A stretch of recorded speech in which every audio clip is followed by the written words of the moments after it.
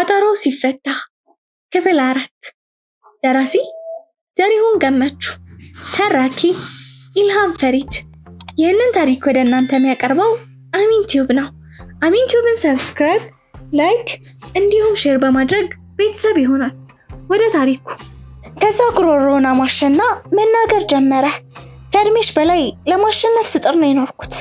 እናም ብዙ ነገር አግኝቼ ብዙ ነገር አጥቻለሁ። ወጣቷ ሴት ኪሳራ አያስደነግጠኝም። ሀብታም መሆን የበለጠ አስደሳች ነገር ነው፣ ግን ኪሳራም የበለጠ አስደሳች ነው።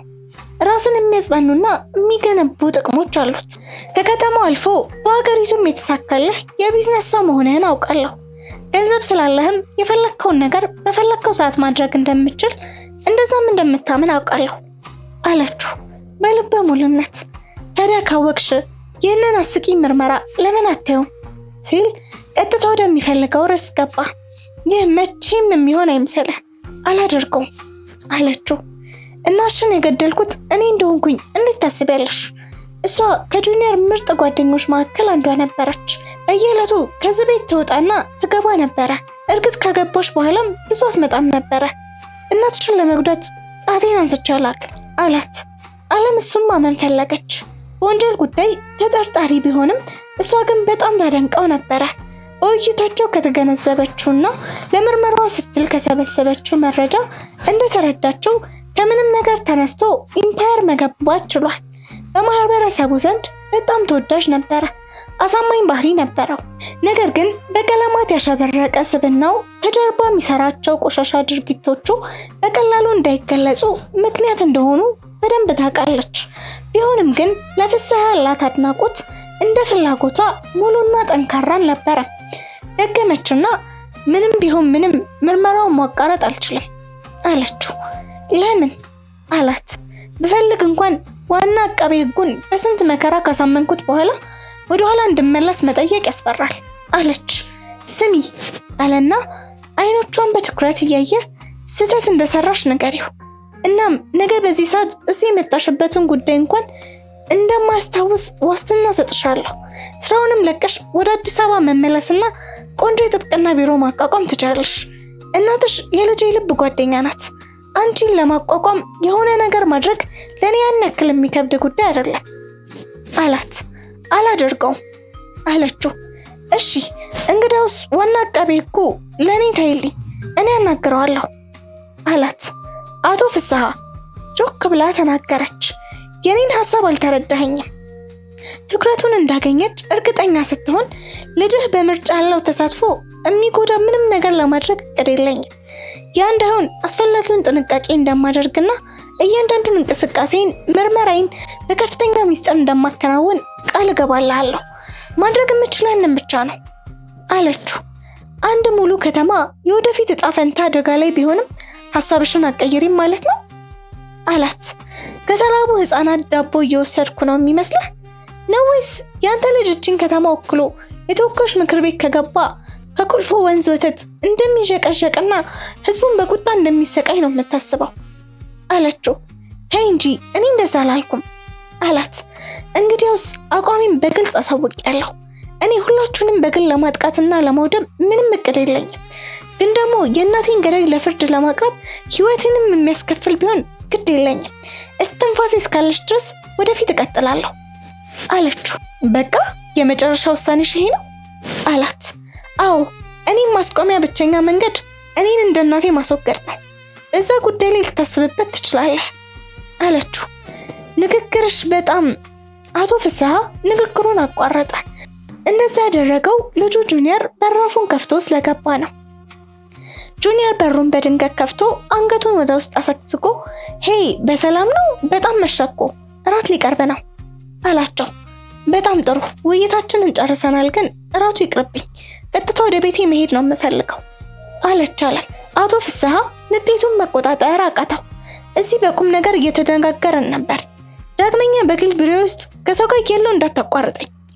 ጁኒየር ንግግራችሁ በጣም ግላዊ ወይም ከባድ እንደሆነ አላውቅም ነበረ ሲል ለአባቱ ቅሬታ ምላሽ ሰጠ። አቶ ፍስሐ እባክህ ምንም አይደል፣ በበቂ መጠን ተነጋግረናል እኮ።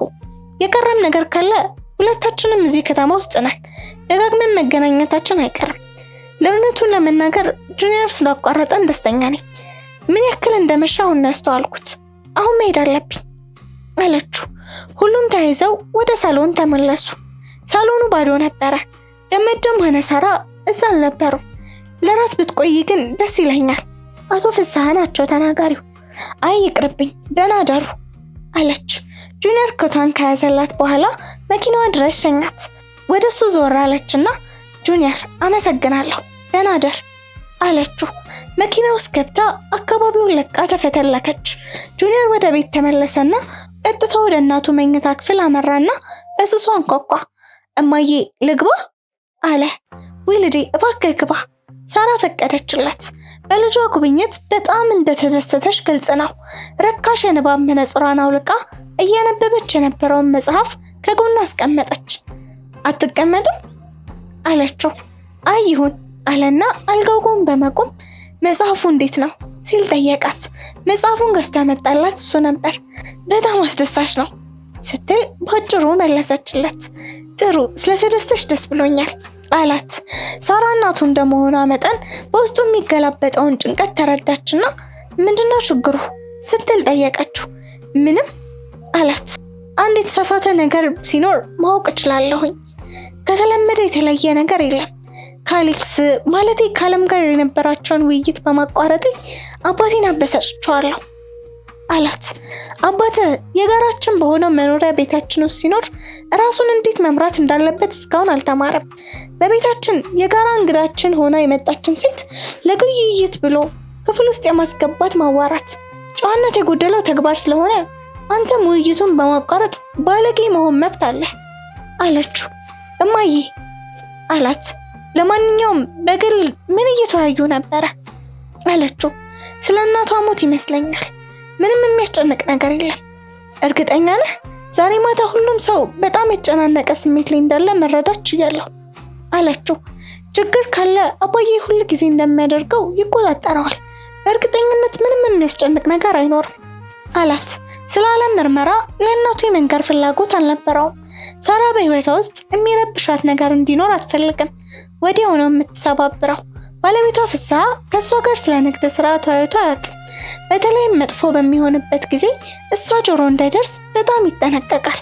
እሷን በዛው ልክ ስለ ኢንተርፕራይዙ ስኬትም ሆነ ውድቀት ለመስማት ምንም አይነት ጉጉት አሳይታ አታውቅም። እሷ በቤት ውስጥ ልክ እንደ ውብ አሻንጉሊት ነበረች። በጸዳ ክፍል ውስጥ እንደታሸገች ምትኖር ነበረች። ለብርሃንም ሆነ ለሌላ ጎጂ ነገር ራሷን በጭራሽ አታጋለጥም። ጁኒየር እናቱን ይወዳታል፣ ግን በደንብ እንዳልተንከባከባት ያውቃል። ስለሷ ግን ምን አሰብሽ ሲል ጠየቃት። የሰሎሜን ልጅ ማለት ነው። ምንም እንኳን እንደዚህ አይነት ደማቅ ሴት አድናቂ ባልሆንም በአካል በጣም ማራኪ ናት። በእርግጥም እሷ በጣም ኃይለኛ ነች አይደል? ከእናቷ የበለጠ ቁም ነገር ያላት ትመስላለች። ሰሎሜ ትንሽ ደደብ ነገር ነበረች። እንደማስታውሰው ሁልጊዜ ትስቅ ነበረ። ቆም ብላ ጭንቅላቷን በአንድ ጎን ነቀነቀች። የሩቅ ሳቋን የምትሰማው ያክል የምታዳምጥ ትመስላለህ። ይችኛዋ ልጅ ግን ስትስቅ እንዳየኋት አላስታውስም። አዎ በተወሰነ መልኩ ትክክል ነሽ አላት። ምስኪን ያለ ልጅ።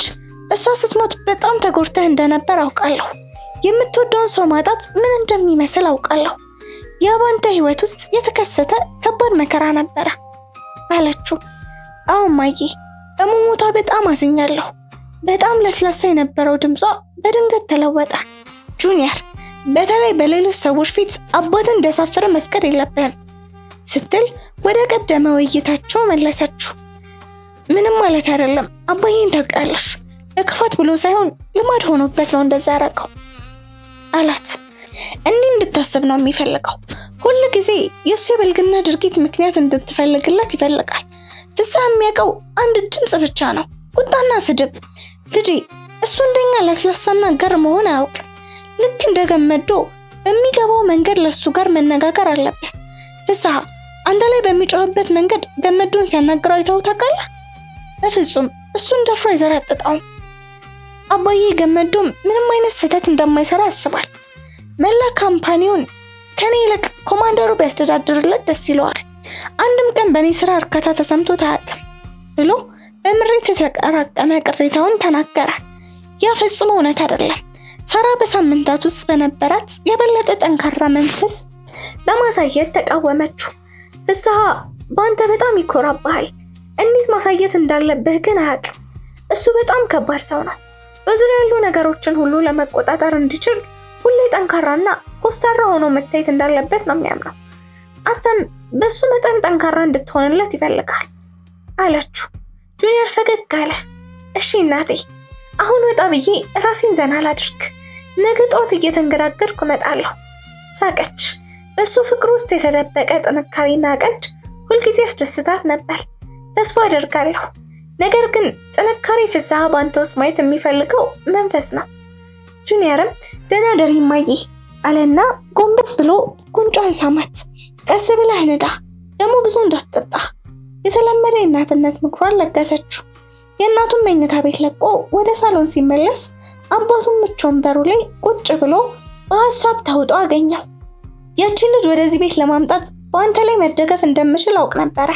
እንዳሰብኩት ተሳክቶልሃል። በነበራትም ቁርጠኝነት ጉጉት የሚሸረሽሩ ነገሮችን ማድረግ ችለናል። ብልህ ከሆነች ብዙ ጉዳት ከመድረሱ በፊት ይህንን የጀመረችውን ነገር ታቆማለች። ደግሞ ብልህ ነችም፣ እንደዛ ብዬ አስባለሁ አለው። ባታደርገውስ? ጁኒየር ጥርጣሬውን አነሳ። እሷ ካላደረገችው እኛም ያንን ድልድይ እናቋርጣለን አለ። አቶ ፍስሐ ከተቀመጠበት በመነሳት ፈገግ አለና በፍቅር ስሜት የጁኒየር ጉንጭን ነካ በማድረግ ደህና ደር ልጄ ብሎ ወደ መኝታ ቤቱ ተጓዘ። ጁኒየር አባቱ ወደ መኝታ ቤት ሲሄድ ቆሞ ተመለከተው። በጣም ጥሩ ስሜት ስለተሰማው በቆመበት ፈገግ አለ። አባቱ በእርሱ ቅር እንዳልተሰኘ ገባው። ኮሪደሩን አቋርጦ ወደ ከፊት ለፊት በር ሲወጣ በመስታወት ውስጥ ለተመለከተው የገዛ ቆንጆ ቁመናው ሰላምታ ሰጠ። እንደ ቤቱ ሁሉ በረቱም የተሰራው ከድንጋይ ነው። በረቶቹ በሁለት ረድፎች መተላለፊያ ተከፍለዋል፣ በመደዳም ተደርድረዋል። በዚህ እርባታ ድርጅት የሚደልቡ ሰንጋዎች ቀጥታ ወደ ውጭ ገበያ ነው የሚቀርቡት። ከላሞች የሚገኘው ወተት ግን እዛው ግቢ ውስጥ ባለ ፋብሪካ ተቀናብሮና ታሽጎ በዋናነት በሻሸመኔና ለሐዋሳ ገበያዎች ይቀርባል። በግዙፍ ግቢ ውስጥ 1 ኪሎ ሜትር ርቆ ግዙፍ የሆነ የእንጨት መሰንጠቂያ ፋብሪካ የሚያሰማው ድምፅ ይሰማል። ይሄ ጣውላ የሚመረትበት የእንጨት ፋብሪካ ነው። ፋብሪካውን የሚጠቀምበት ጥሬ ዕቃ ከከተማዋ በቅርብ ኪሎ ሜትር ርቀት ላይ ከሚገኘው ሶሌ ከሚባል ቀበሌ ላይ ከሚገኝ ግዙፍ ደንም ይመጣ ነው። ደኑም በአብዛኛው የአቶ ፍስሐ የግል ሀብት ነው። እናም የፋብሪካ በቀን ከ10 መኪና በላይ ጣውላ አምርቶ ወደ አዲስ አበባና የክልል ከተሞች ይልካል። በተጨማሪም ከአካባቢው በዚሁ ፋብሪካ ወደ አፍንጫ የገባው የበሰበሰ ሳርና የበት ሽታ የተወሰነ መጠን ረበሻት። በጸጥታ ወደዚያ አመራች። የተከፈተ ክፍል አልፋ ገባች። አንድ ጊዜ ብዙ ፈረሶች የሚለማመዱበት ክብ ሜዳ አየች። ወዲያውኑ ኮማንደር ገመዶ በጋጣ ውስጥ ካሉ ፈረሶች ጋር በቁጭት ሲያወራ ሰማች። ፈረሱ በርግጎ ለመውጣት ሞከረ። ተረጋጋ ተረጋጋ ይለዋል። ምን ነካው ስትል ጠየቀችው። ዞር ብሎ አላያትም ወይም ድምጿን በመስማቱ መገረሙን አላሳየም። የምታምር ፈረስ ነች፣ ምን ሆና ነው ስትል ሌላ ጥያቄ ጠየቀች። ምንም አልሆነችም፣ ግን ሁል ጊዜ የሆነ ነገር እንደሆነች ማስመሰል ትወዳለች። እሷ ከኔም ሆነ ከማንም በላይ ብልህ እንደሆነች ታስባለች። እውነታው ግን አዎ እንደምታስበው በጣም ጎበዝ ነች። ለሰዓታት ያለ ድካም በፍጥነት መጋለብ ትችላለች። በውጤቱ መጨረሻ ግን መጎዳት አይቀርም። ስነግራት ስለማትሰማኝ ስትጎዳም አታሳዝነኝም አላት። እፍኝ ያህል ስቆ በውስጡ እጁ ላይ በማድረግ ፈረሱን እያበላው ነበረ። ይሄ ለእኔ የተላለፈ ማጣቀሻ ነው አይደል? እንደ ማስፈራሪያ ልውሰደው ስትል ጠየቀችው። ኮስተር ብሎ በፈለግሽው መንገድ መውሰድ ትቻለሽ አላት። እሺ ግን ታውቃለህ አይደለም በጣም ትሁት የሆንክ ሰው ነህ አለችው። የእሷን ስላቅ ችላ ብሎ ስለ ፈረስ ብዙ አታውቂም አይደል ሲል ጠየቃት። ብዙ ለመናገር አላውቅም ብላ መለሰችለት። እዚህ ለመምጣት እንዴት አሰብሽ አላት። ጁኒየር ጋብዞኝ። ጥሩ መራጭ ነሽ። የዓለም ደም በንዴት ተንተከተከ። የጁኒየር ወይም የሌላ የማንም ሰው አይደለሁም። እኔ እንደምታስበው በቀላሉ የምዘገን ሴት አይደለሁም አለችው። ጀርባውን አዙሮ ወደ ተቃራኒው ህንፃ ጫፍ ተራመደ። ቆይ ጥቂት ጥያቄዎችን ልጠይቅህ እፈልጋለሁ አለችው። ጠይቂኝ አላት።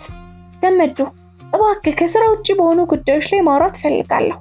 የራሴን የማወቅ ጉጉት ለማርካት ነው አለችው። ቴክኒኩን አውቀዋለሁ አቃቤ ሕግ። እኔ ራሱ ብዙ ጊዜ ተጠቅሜበታለሁ። አንቺ ከተጠርጣሪው ጋር በቸልተኝነት ትጫወቻለሽ። በመዘናጋት ሊደብቀው የፈለገውን ነገር ዘርግፎ ይነግርሻል። ከዛ መረጃሽን ታጠናክራለሽ አላት። እንደዚህ አይደለም፣ ማውራት ብቻ ነው የምፈልገው አለችው። ስለምን አላት። ስለ ሶሊዎች ስትለው ስለ እነሱ አላት። እግሩን አንፈርክኮ ቆመና እጆቹን ወደ ጂንሱ የኋላ ኪስ ውስጥ አስገባ። አቋሙ የሚያስፈራራው እንደሆነ ነው የተሰማት። እያናደዳት ቢሆንም ስሜቷን ቀስቅሶታል። ፍስሐና ሰራ ደስተኛ ትዳር ያላቸው ይመስልሃል አለችው። ጥያቄዋ ከጠበቀው ውጪ ስለሆነ አይኗን እያየ ምን ሲል አፈጠጣባት። እነዚህ አትይኝ፣ የምጠይቅህ ያንተን አስተያየት እንጂ ሙያዊ ትንታኔ አይደለም። በፈጣሪ ስም ልዩነት ምንድን ነው? ሳራጆ ፍስሐ እንዲያገባት የምጠብቃት አይነት ሴት አይደለችም። ለዛ ነው የጠየቅኩ። ስለ ጉዳዩ አስቤበት አላውቅም። እሺ አቶ ፍስሐ ሌሎች ሴቶች ጋር ይሄዳሉ? ከጥቋቁር አይኖቹ ጀርባ ብስጭት ተመለከተች። ከሷ ጋር ያለው ትዕግስት እየተሟጠጠ ነበረ። ሳራጆ እንዴት ስሜታዊ ሴት ነው የምታስቢያት? አይ አለም መለሰች። ጋሽ ፍስሐ ጤናማ ፍላጎት ያለው እንደዛ ብላ ታስባለህ? እንደ ምግብ ፍላጎቶች ከሆነ አሁን እንደዛ አስባለሁ አላት። ግንኙነታቸው ጁኒየር ላይ ተጽዕኖ አሳድሯል አለችው። እንዴት ያንን ማወቅ እችላለሁ? እሱን ጠይቀው። እሱን መጠየቅ አይቀርም። አንቺን በማይመለከተሽ ጉዳይ ላይ ጣልቃ እየገባሽ እንደሆነ የሚነግርሽ ሰው መኖር አለበት አላት። የሱ ስላቅ እንዲያስፈራራት አልፈቀደችም። የወላጆቹ ግንኙነት ጁኒየር ለ3 ያልተሳካ ትዳር ዳርጎታል። ለምን እንደሆነ ታብራራልኛለህ አለችው። ያ አንቺን የሚመለከት ጉዳይ አይደለም አልኩሽ እኮ አላት በቁጣ። የኔ ጉዳይ ነው ፍርጥም ብላ መለሰችለት። እንዴት? ምክንያቱም ጁኒየር እናቴን ይወዳት ስለነበረ። ቃላቱ በእርጋታ ከአንደበቷ ወጡ። የኮማንደሩ ከስተራ ፊት የበለጠ ተኮሳተረ። ማን ነገረሽ አላት። ሁለታችሁም እንደምትወዳት ነግሮኛል። ለረጅም ጊዜ አፈጠጠባት። ከዚያም ትከሻውን ነቀነቀና በአንድ ወይም በሌላ መንገድ እንወዳት ነበረ። ታዲያ ምን ይጠበስ አላት። ለዚህ ነው የጁኒየር ትዳሮች ያልሰሩት። አሁንም እናቴን በልቡ ታቅፎ ይዞ ስላለ ነው አለችው። እዚህ ጉዳይ ላይ ምንም አይነት አስተያየት መስጠት አልችልም አላት። እባክህ አለችው። ሰሎሜ ከጁኒየር ትዳሮች ጋር ምንም ግንኙነት ያለ አይመስለኝም። የጥፋተኝነት ስሜት ሳይሰማው በየመዝናኛ ስፍራው ከሚያገኛቸው ሴት ጋር ለመቅበጥ እንዲችል በየተወሰነ ዓመት ሚስቶችን ይፈታል። የኔ ግምት ይሄ ነው አላት። የሰጠው መግለጫ እሷን ለማስከፋት ታስቦ ነበረ። እናም ተሳክቶለታል። ቢሆንም ምን ያክል እንዳበሳጫት ላለማሳየት ሞከረች። በዚህ ጉዳይ የጥፋተኝነት ስሜት የሚሰማው ለምን ይመስልሃል? ጄኔቲክስ ምናልባት ከእናቱ የወረሰው ለስላሳ ባህሪ ይመስለኛል። አንተስ አለችው። የማደርገው ማንኛውም ነገር አስቤና ተጨንቄ ስለማደርግ የጥፋተኝነት ስሜት አይሰማኝም፣ ግድያ ቢሆንም እንኳን አለችው። ፈገግታው ጠፋና አይኖቹን ጨፈነ። አግብተህ ታውቃለህ አለችው። አይ አላት። ለምን ሳታገባ አለችው። ማግባት እኮ ሃይማኖታዊ ግዳጅ አይደለም፣ ይህ ፍላጎት ጉዳይ ነው፣ ልክ እንዳንቺ ማለት ነው አላት። ገባኝ። እስኪ ስለ አባትህ ንገረኝ። ቀስ በቀስ ኮማንደሩ ፈረሶቹ ወደሚዝናኑበት ሜዳ ተጠጋ። እሷም ከኋላ እየተከተለችው ነው። ጠንከር ባለ ቀዝቃዛ እይታ ተመለከታት። አለምም አባትህ ገና ትምህርት ቤት እያለህ እንደሞተ አውቃለሁ። ጁኒየር ዛሬ ነግሮኛል። ከሞተ በኋላ እዚሁ ከነ ጁኒየር ጋር ነው ለመኖር የመጣው። አለም ስለማወራው ነገር የማወቅ ጉጉት አለሽ አላት። የማወቅ ጉጉት የለኝም፣ ከምርመራዬ ጋር የተያዘ እውነታዎችን እየፈለኩ ነው አለችው። እርግጠኛ ነሽ? እንደ ጋሽ ፍስሐ የተለያዩ ተዛማጅ ነገሮችን ለመርመራ ስለምትፈልጊያቸው ነው የምትቆፍሪ? ያ እኔ የምመለከተው የምርመራ መንገድ ነው ኮማንደር። እንደ ህግ ኦፊሰርነት ያንን መለየት ትችላለህ አይደል? አይኖቹ ይበልጥ ቀዝቃዛ ሆነዋል። ምንም ለመናገር ፍላጎት ያለው አይመስልም። እናቴ በሞተችበት ምሽት ምን እንደተከሰተ ማወቅ ፈልጋለሁ ስትል ጥያቄዋን ቀጠለች። ይህ በሬ ወለደ ነው። ያንቺ ፍላጎት ከሽማግሌ ጋር ምን አገናኘው? ምናልባት ምንም የሚያገናኘው ነገር የለም ይሆናል። ግን አንተ ንገረኝ፣ ምንም ችግር ከሌለው ስለሱ መናገር ለምን ትፈራለህ? ጁኒየር የኔ አባት እንዴት እንደሞተ ነግሮሻል አላት። ጭንቅላቷን ባሉታ ነቀነቀች። ኮማንደሩ መራራ ሳቅ ሳቀ። ለምን? ስለ አባቴ ማውራት እንደማይፈልግ መገመት አትችይም።